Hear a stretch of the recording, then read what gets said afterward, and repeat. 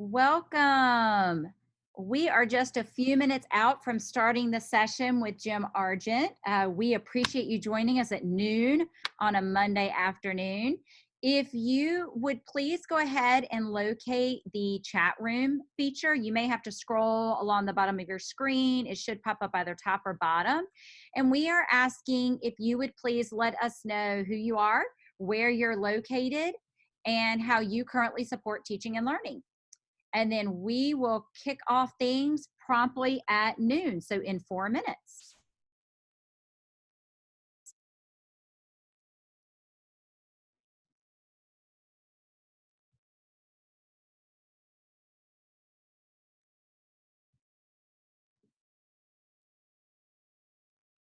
And also, if you are having any technical issues, you can also populate that into the chat.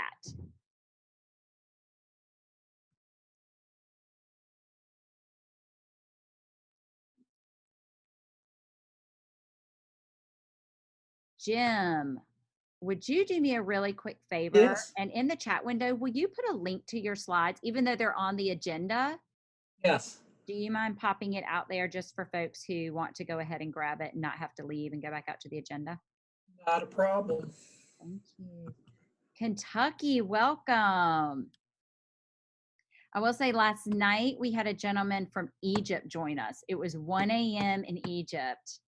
He stayed for the entire event last night. And finally he said, I have to check out and go to bed. I have to go to work in 4.5 hours as a teacher. But it was amazing the diversity of people that we've had joining us. A couple people from Kentucky, Michigan.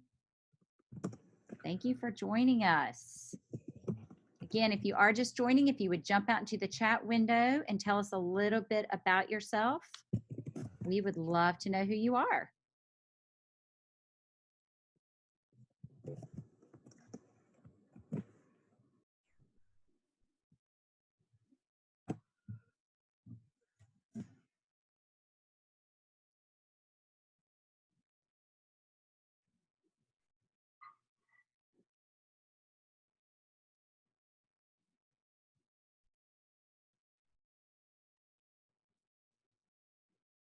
We're at about 2 minutes, Jim, and we will kick things off. All right.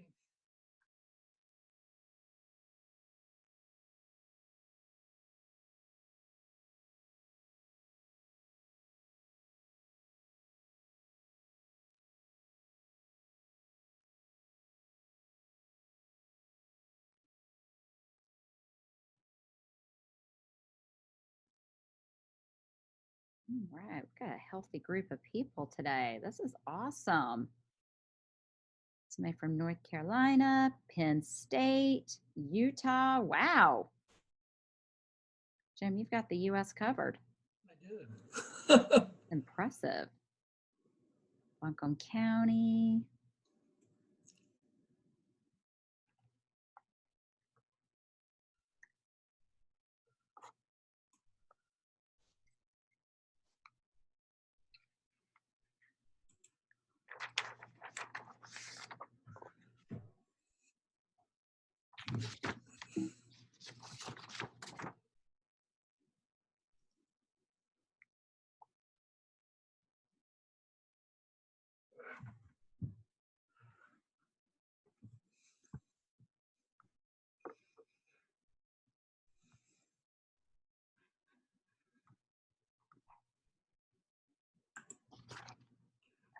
All right, it is 12 o'clock on the dot. So we are going to go ahead and kick things off, be very respectful of your time.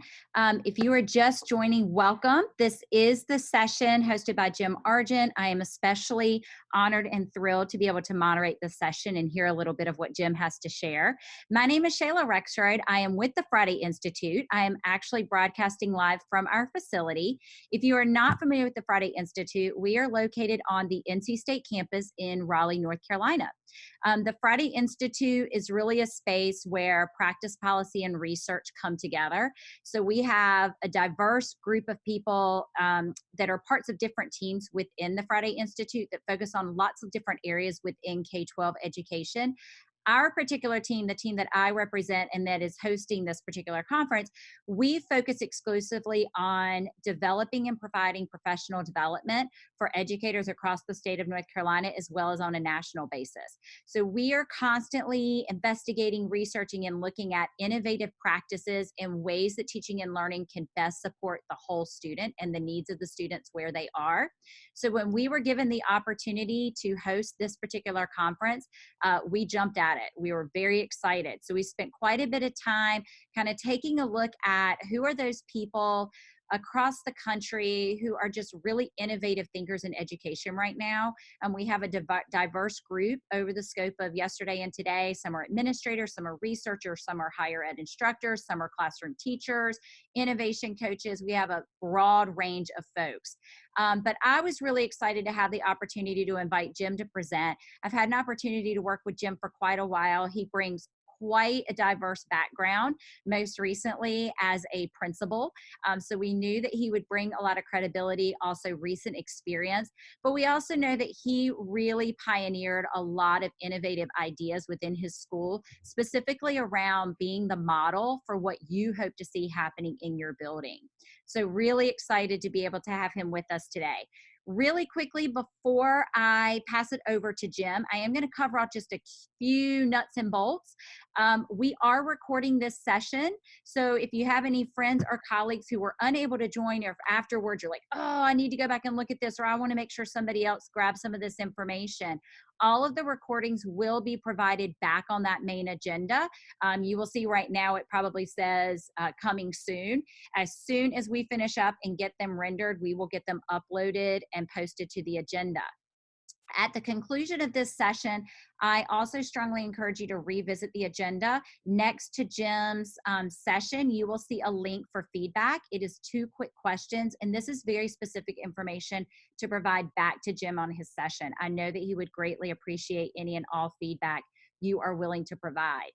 At the conclusion of the entire conference today, which wraps up this evening at 6 o'clock, we have a dynamic keynote speaker, Darren Hudgens, at 5 o'clock. We would love to have you join us. We will email all the registered attendees a conference survey, providing us with feedback on your entire experience. That is also where you will receive instructions on how to receive your certificate. We know we've had a lot of questions around gaining the certificate for you to be able to submit for possible renewal credits. So that will come at the conclusion of today.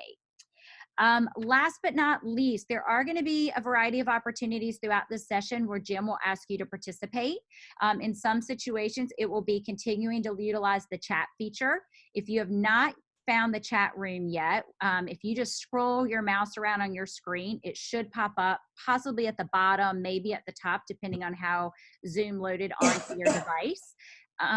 We encourage you to not only use this space when Jim asks for feedback, but also use it to post questions, post resources, ideas. We will be recording the chat rooms as well and making them available. I know last night in the session that I facilitated, there were so many amazing resources that people added into the chat window that I selfishly also wanted to grab them. So please know that we are going to be archiving the chat windows to be able to share back out as well. There's also going to be an opportunity early on where Jim is going to prompt you to go into small groups. You'll be in that small group for a couple of minutes, and it's just a chance for you to talk and get to know each other, but to also connect around the topic that Jim is discussing. When Jim prompts the breakout, you will see an image appear on your screen for you to join. You will need to press the button to join in. You will temporarily leave this session and go into a small group session where you'll be able to talk.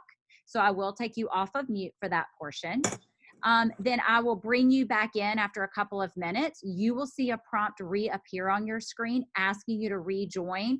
You will need to press that button just to ensure that you come back into the session and that Zoom doesn't think that you have left the session and they exit you out. So again, we are really excited to have you. If you have not posted yet in the chat room who you are, where you're from, and how you support teaching and learning, we would still love to hear from you.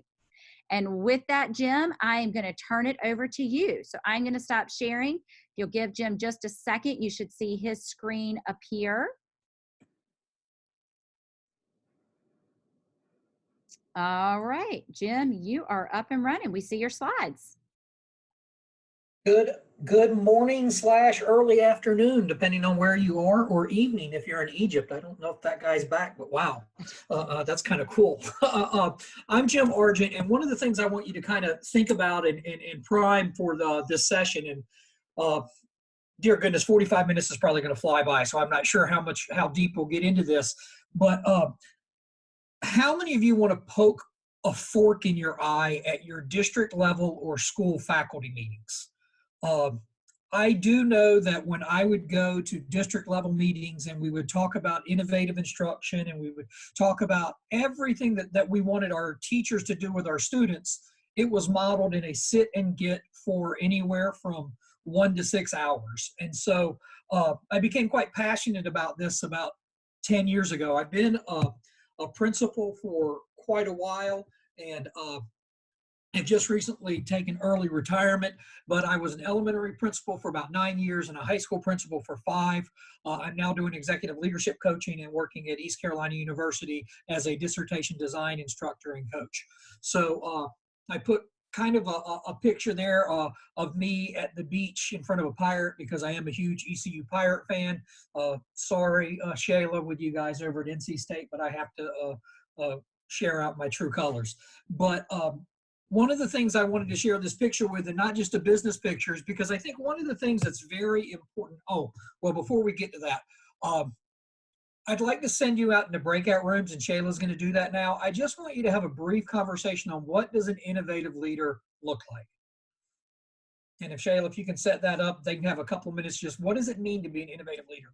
I will. In just a minute, you're going to see a prompt appear on your screen asking you to join.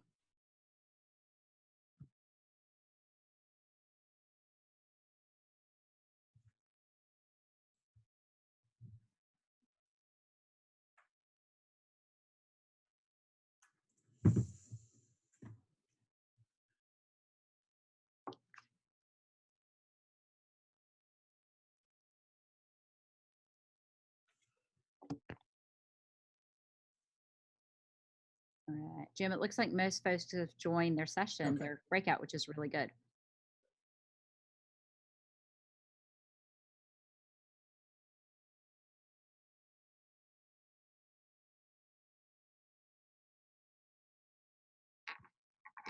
Respond to Beth Gonzalez about being able to use the chat during the breakout room.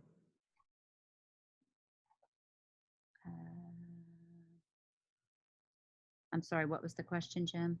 Oh. Quick question. I'm not in an area I can speak out loud during breakout sessions.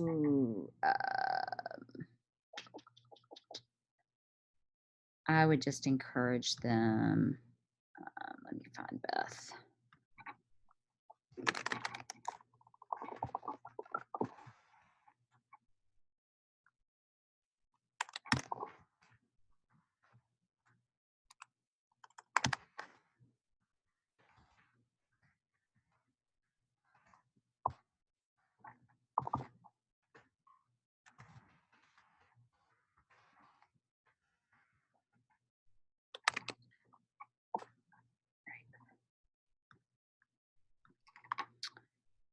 And I'm going to broadcast a message out to them, just reminding them to please share characteristics. There's no way I'm getting through this entire presentation. You can do it. You're good. It'll just be. Yeah, I only need literally like 1 minute at the end. So you can go right up into the very end. All right, I'm going to start bringing them all back in. So it'll be about a minute and I'll prompt you when they are all back. Perfect, thank you.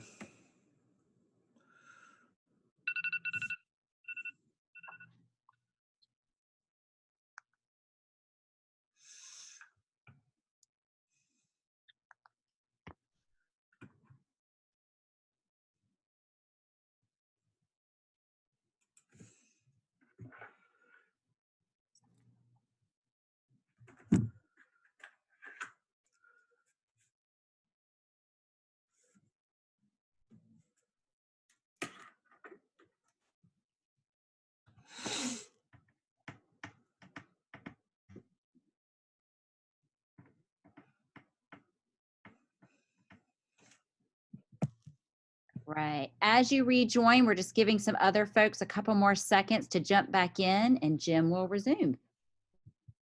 Still got a couple people out in their rooms.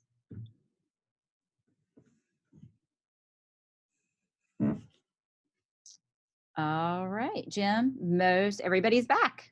Great. I hope you guys had a rich conversation just on a really, just something to kind of get your brain thinking about. You know, when I became a high school principal 5 years ago in Wake County, North Carolina, I was tasked with going through a redesign of the school and trying to create a school that wasn't really out there yet.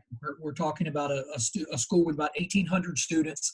And so it was an extremely traditional school, desks in rows.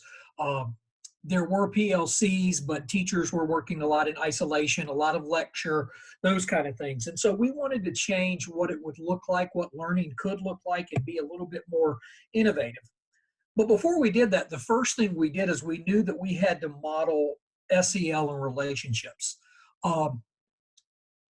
You know, we've all seen all the videos. We've been talking about SEL now for a couple of years, but it's something that you can never just kind of get away from. The way I look at when we start talking about change, there are a couple of different reasons to me that people don't change. The first one is that they lack the skill.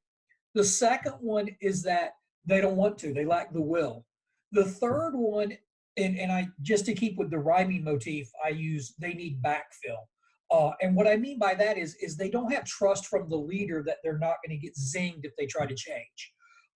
So skill, will, or backfill. And I think as an administrator or as a leader, it's really important to understand if someone's not buying into innovative change, why?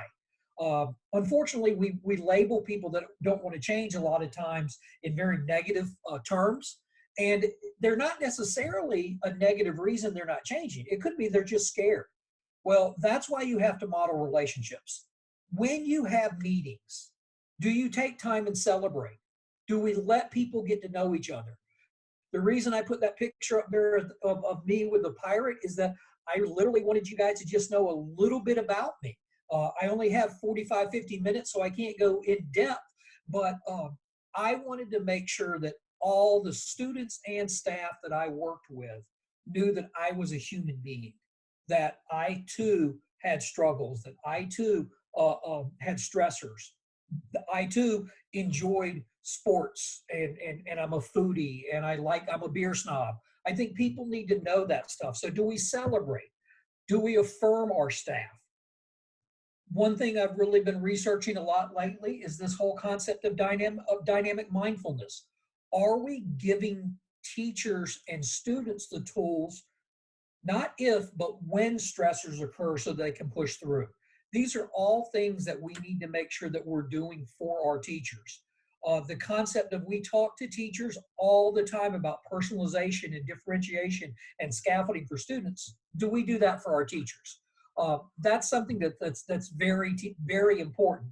And then the last one on this slide, and I know I'm going through this quickly, but I want to make sure I get through everything. And at the end of the slide, there'll be my email or phone number, and we can continue any conversations that people want afterwards. I'm more than willing to chat afterwards. But feed the teachers. You know, there's a book out there that I think the title kind of gives away the entire book. If you don't feed the teachers, they'll eat the children. I think you have to do those things so that teachers understand that you care about them, and then they're willing to work through the difficult process of change and innovation. The next one that I think we blow through quite a bit is this concept of andragogy. It's adult learning theory from Malcolm Knowles. It's been around for a whole heck of a long time, but adults have specific ways that they learn. So are you modeling letting them know why change is occurring? Teachers for years have had a new principal show up in the building, or a new superintendent show up, or the new flavor of the day, and they implement a new program. So somebody that's been in education for 20 plus years has probably gone through 15, 16 different change cycles. So you come in and you want to tell them to innovate, and they're just going to hold their breath until you leave if they don't buy into the why. Adults are driven by internal motives. Uh, uh, you really can't externally get them to change to the greatest extent through pressure. I'm 49 years old. I'm a huge sports fan. I grew up in the time where the Fab Five was at Michigan. And if you don't know who they are, the basketball team from Michigan in the late 80s, early 90s. And that's when we went from the really short basketball shorts to the knee-length shorts. Uh, I'm 49, and there is not a person in the world that could come in and make me wear shorts again. Uh, I'm going to wear long shorts. I know that's a silly example, but that's internally what I do, how I've been. The only reason you could convince me to change to short shorts would literally be give me a compelling why as to how that would help me or help the people I'm around. It's the same thing with teachers. They've been utilizing practices that they feel comfortable with, that they were successful with. And unless they have a why, their internal motivation is going to keep them at a staid pace as opposed to change. The other one I really want to hit on is number 6 there. Their adults are best when they do. So how much do you let adults do? If we weren't in a Zoom session and we were not virtual and we had a little bit more time, you guys would be doing a lot more. I would model having you guys actually doing activities, using different resources so that you could see how to innovate instruction in a model format. Model through your visioning. I think we really take for granted that people know where we're going. You have to realize that not all of your staff has kept up to date with modern research. Not all of your staff has worked on the actual school improvement team for the vision. They don't know the rationale behind why we're doing some things. I honestly, if there was a mandate that came down from the state or the district, I was very transparent and say, guys, we have to do this. You know, I got to keep my job. You got to keep your job. We're going to have to watch this hour-long video on bloodborne pathogens. I'm sorry. I know it's not the most engaging thing, but we have to do it. It's a legal requirement. So are you transparent in why you're doing stuff, where you're going? Why are you asking teachers to change? You have to realize and think about what was the entry point for so many of our educators. Education is absolutely filled with Caucasian women. So you start thinking about what was the entry point for these educators? What was the entry point for other educators? Why did they get into there? Well, if their experiences and their schema was that I've wanted to be a teacher since I was 5 years old and I played as the schoolhouse, they're going to bring probably a set of standards or values of a middle class Caucasian background. Lots of new teachers then get jobs in inner cities or in areas that don't look like what they've grown up in. How are you explaining to them and letting them know the vision and what is going on culturally, that culturally responsive pedagogy? What is going on in the community?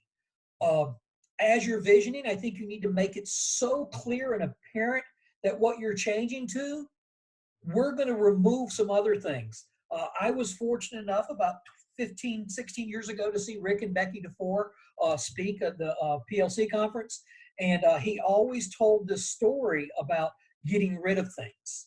And he said that he had a 7th grade teacher that had bought a Slim Goodbody outfit. And now I know all of you don't know what Slim Goodbody is, but he was Bill Nye before Bill Nye. He wore a skin-tight body outfit that showed all the internal organs. And he loved teaching body systems. He absolutely loved it. What ended up happening with this guy is the state of Illinois changed the standards and the body system was no longer in 7th grade. This guy was so bought into the body system that he kept teaching it. We have to teach teachers. They have to let go of sacred cows. that aren't in alignment. We also have to take things off their plate. We can't expect a teacher, what a hard job, but we can't expect a teacher to innovate and then continue to do all the things they haven't done. Have we really given permission to teachers to focus deeply on priority standards? How many of our teachers out there think they have to teach everything to mastery to every student? And if that's their mentality, how long would it take for every student to master every single standard? The next thing you have to do is you have to empower teachers. I used to tell our teachers this all the time, and I truly believe this. If I tell people that I want to meet them from Raleigh, North Carolina in Los Angeles, and I want them to be on August 1st, as long as they're ethical and not, doing anything that's going to harm children, why do we care how they get there? If they want to take a plane, if they want to drive, if they want to ride a camel, we have to empower them to get to our vision. And people are going to take different paths, and that's okay. But if we have a one-size-fits-all mentality of how we provide our professional development or our learning or our change initiatives, we disempower them, and we're not providing a model of what they can do for students. Model through communication. This is something that you're going to have to really. This is one where you need your department chairs, your grade chairs, your assistant principals, your literacy coaches, everybody who's kind of in those formalized roles. They have to kind of help support you with this. I think it's extremely important that if you're going to take time to have a meeting, that it is an opportunity for you to model, coach, and provide opportunities for staff to learn how to get towards the vision. If you have items that are just sit and get, quite honestly, those do not need to be face-to-face meetings. They need to be, in my opinion, emails, but then you have to hold people accountable to the information in the emails. But through communication, look at how stuff we can do. We would do monthly huddles. And one of the things that we really were starting to go deep on when I first got to Nightdale was the concept of building relationships with high school students. And I don't know how many of you are in the high school, have experience with high school, but those little buggers sometimes are tough to build relationships with. High school students don't look as cute as that 5-year-old. A 5-year-old that throws a chair, it's easy to say, bless their heart. They're, look how cute they are. Oh, poor baby. A high school kid that throws a chair, it's not as easy to look at them because they're not as cute as that 5-year-old. All a high school student is the same as that 5-year-old, but lived in a trauma-induced environment maybe 12 years longer. So we have to be thinking about how we're building relationships. Well, we would have huddles. And what I mean by a huddle is just like in football. We would meet, and it would be standing, and I guarantee that it would be nothing more than a 15-minute meeting. And during that 15-minute meeting, we would monitor it, and whoever facilitated the huddle spoke probably less than 10% of the time. We would set it up so we would use protocols, and staff would talk. We would really get them into academic discourse, but it would always be around that one topic of social emotional learning. So I think it's a really powerful thing to maybe cut out one faculty meeting a month and replace it with a huddle that's really brief. And it was something that I could get away with at the high school. I mean, at a comprehensive high school, you have games, you have practices, you have theater. I mean, every faculty member has something after school. I could have them delay something for 20 minutes to do a huddle. That was so much more efficient. How do you use your professional learning days? How do you use the time before the school year? Every year we would do a retreat, and the retreat would have nothing to do with content. It was all about what we wanted to do as far as innovative teaching practices and relationships. Those of you in district office, Wake County is a huge county. We're the 15th largest district in the nation. I really enjoyed that towards the last couple of years. They started using, virtual conferences. Have you heard of Flipgrid? What a great opportunity to get people to video themselves on a topic and have people responding to it. I I truly love Flipgrid and something that I think everyone should kind of look into as a way to facilitate virtual meetings and get people talking, and then you're not time bound. And then Twitter chats. We started giving teachers the ability to earn CEUs if they could document the amount of time they were in Twitter chats or other online social media learning opportunities. We would host them ourselves at the school level and have a hashtag that we went through. Does your school have a hashtag? Are you asking teachers to tell the story of your district and your school through that hashtag? When I went to Nightdale High School, the nickname was Fightdale. It was a very at-risk population. I knew that we had to change the mentality of the school community towards what our school was. So we started doing a lot of Twitters, Facebook, Instagram, and always with a different hashtag so that we could tell our story. I don't know, those of you that are Hamilton fans, Broadway, I'm also a huge Broadway nerd, and one of the songs, Who Lives, Who Dies, Who Tells Your Story, I think is really important in your communities. Who's telling your story? If you're not telling it, somebody's going to, and they're going to fill in information that isn't necessarily what you want it to be. So, always remember who lives, who dies, who tells your story. I think that's a really important thing as you're modeling through communication for your staff and for the community at large. Next, model through movement. How many of you, after about 10 minutes, start getting squirrely?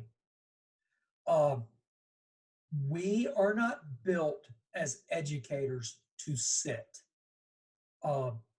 It's just not something that we do. So how are you making your meetings movement oriented? By that, I mean dynamic mindfulness. This is something that I think every single school in the world should adopt, is how do people use movement and meditation and breathing exercises to reduce anxiety and stress. We tell kids all the time, don't get angry. I think that's such a wrong message. I think it's you tell kids it's okay to be angry, but how do you respond when you get angry? That's such an important mind shift for people. I mean, how do you like it when I can't stand when somebody tells me how I need to feel. You can't tell someone how to feel. What you can, though, is teach them strategies so that they have the tools to deal with anxiety, stress, anger. And I think that's something that you need to teach your staff and model it so that they can go through and teach to their students. What's the pacing of your meetings? How often are you having them get up? How often are you having them talk? Are you playing music? Are you using videos? Are you using different modalities so that you're trying to hit on everything? Are you using protocols? If you don't use protocols, I strongly suggest that you go to the National School Reform faculty website and look at some of those protocols that you can have your teachers use, and then have them really work on implementing them in their classrooms. Shayla, what I'd like to do right now, I don't have it on there, but I'm going faster than I wanted to, or than I thought I would. Why don't we put them in a breakout room again, Okay. and let them kind of talk about where we are right now and what are some ideas, and see if they want to generate some questions for the chat. All right, we'll do it. In just a second, you will see your prompt. I'm going to go ahead and unmute everybody. So if you are in a space that is not conducive for noise, just put yourself back on mute. You should see your option at the bottom. So you should see your breakout option appear in just a minute. Yeah, but it's, stupid. It's stupid. And it needs to be like brought to somebody's attention how stupid that is.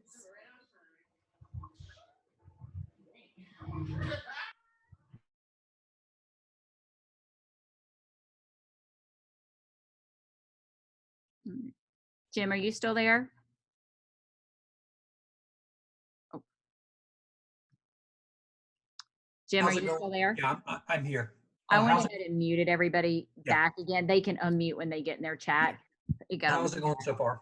yeah. Good, great. I I love just your feel, analogies. yeah, I told you I'm a storyteller.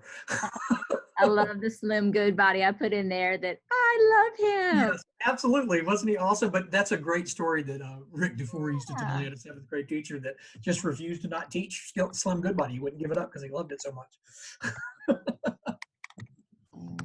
So anyway, is the information being well received, you believe? Yeah, I do. I'm actually reminding them right now of what to talk about, to post questions and share anything you are doing. Interactive. Okay. Good. I've got the last two I want to slow down on, so that's good. I've got 20 minutes. What time do you want me to finish? 12:40? I mean 12:50? Well, I need you to finish at 12:45, so I have the Okay. last couple of minutes Okay. to, All right. so you've got 15 minutes. You're good. Yep, this one's Okay. 12 to 12:50. How many people are still in the session? Did everybody stick around? I'll be able to tell you when they come back in. It distorts it when they go into groups.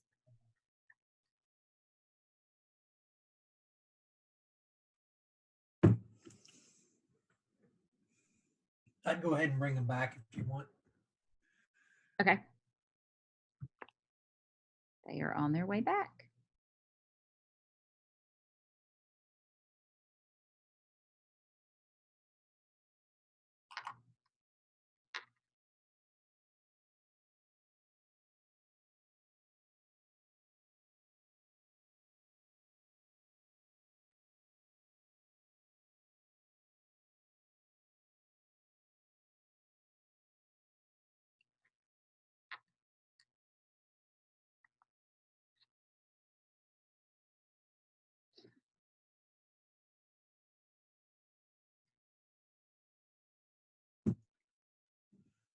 So about 15 seconds, Jim. I'll let you know when they're all back. There's still a few that are out there talking.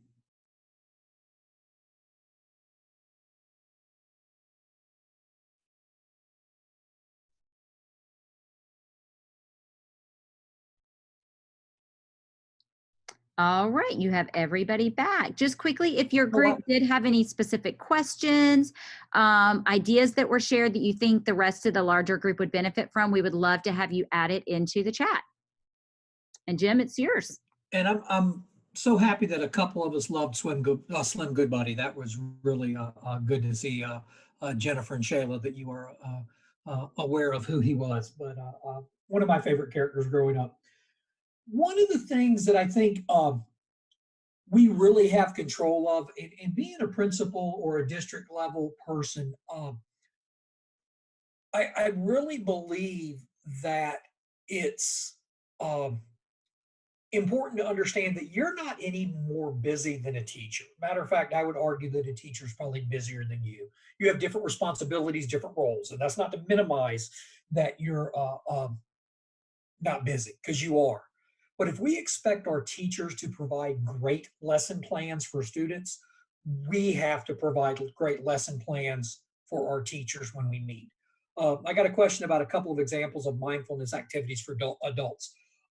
So mindfulness, real quick, is very similar to a lot of Eastern thought processes, yoga and breathing exercises.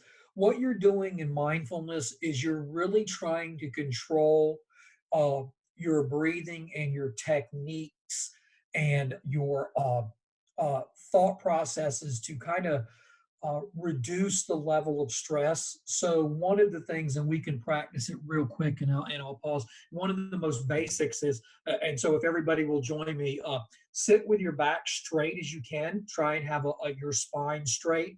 I'd like you to put your hands on your stomach. I'd like you to have your feet flat on the floor, and you are going to breathe out for a count of 8, and then you're going to breathe in for a count of 4. But here's what you're going to do. You know how you breathe in, you usually suck your tummy in? You're going to do it opposite. When you breathe out, you're going to suck your tummy in, trying to push all the air out. When you breathe in, you're going to push your tummy out. So let's try it just one time and see how, and I want you to recognize as you're doing this, what happens to your brain. So we're going to breathe out.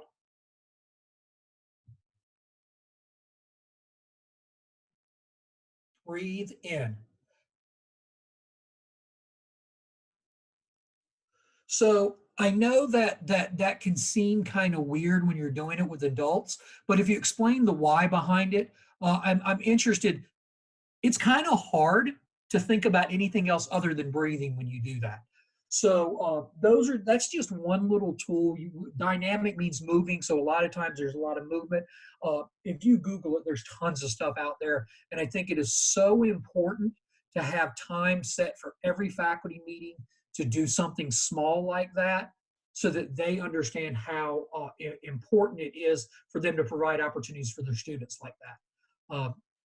Ms. Bryson, I love what you have there, a reset room. If you guys haven't seen that, that's a great idea. Okay, so modeling through innovation.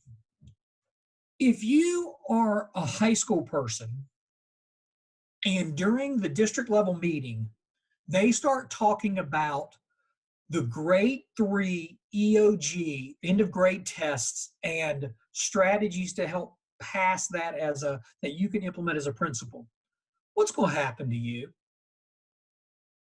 The same thing happens in faculty meetings when you are talking about things that only impact a small percentage of your staff. Your faculty meeting should be content agnostic. If you need to talk about something that is specific to the science department, you go to the science department and talk about it.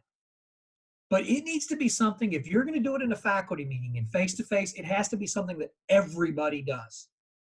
Are you setting up scenarios that are innovative, like problem-based learning, for your teachers? Are you putting them in examples of what they're asking? Another example of that is we wanted all of our students to all of our students to have a digital portfolio.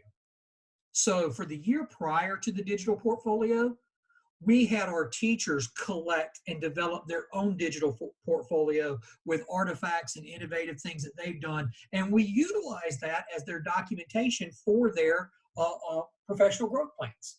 So if you're looking at PBL as a strategy for your school, are you creating PBLs for your teachers to go through?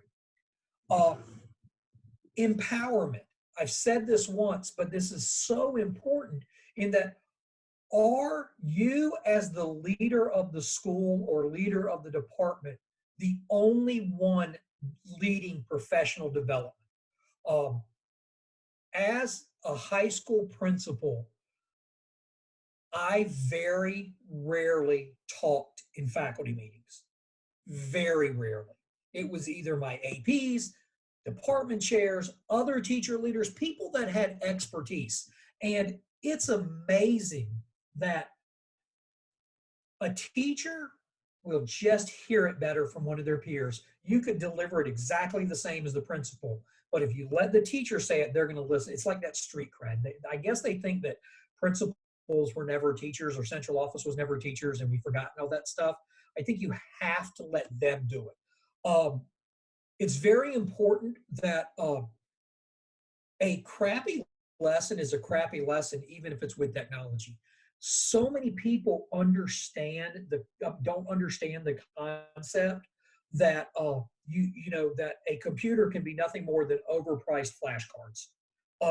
You have to build in the activities and then leverage the technology to make it richer, more engaging. We would do a lot of mini PDs, and so we would give teachers micro credentials or badging, and then they could turn those micro credentials into hours for their CEUs. In the state of North Carolina, you have to collect CEUs or credit, continuing education credits, and so we would do a lot of micro credentialing, and so that way they didn't have to sign up for a 3-day workshop And that's a really stressful thing. They could do an hour here, they could do something at night for an hour, they could do something during their planning, collect all of that and turn that in. And so that's modeling the concept of how do they do that. If you think about what schools do, schools separate all the subjects. That's not the way real world is.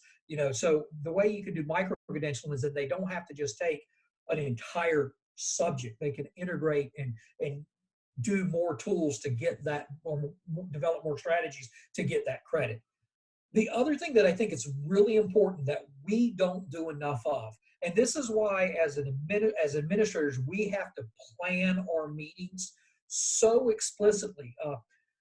Those of you that have access to a football coach or a basketball coach, I mean, a really good one, not just one that is not a very good coach, go ask to see one of their practice plans. Those practice plans are down to the second of how they are planned out. We have to do the same, because what we have to do is have our agenda tight, but we also have to build in time for reflection. How many of your meetings do you stop, ask teachers 2 questions? Reflect on the learning, 1, and 2, how can you use this tool with your students? I would then even take it to a third. I would tell my teachers that if they invited me to their classroom to implement the strategy that we just used in the PD, then I would buy them a cup of coffee, or I would cover their planning for a day. So I got teachers, they would get something from me, so they'd have time to reflect.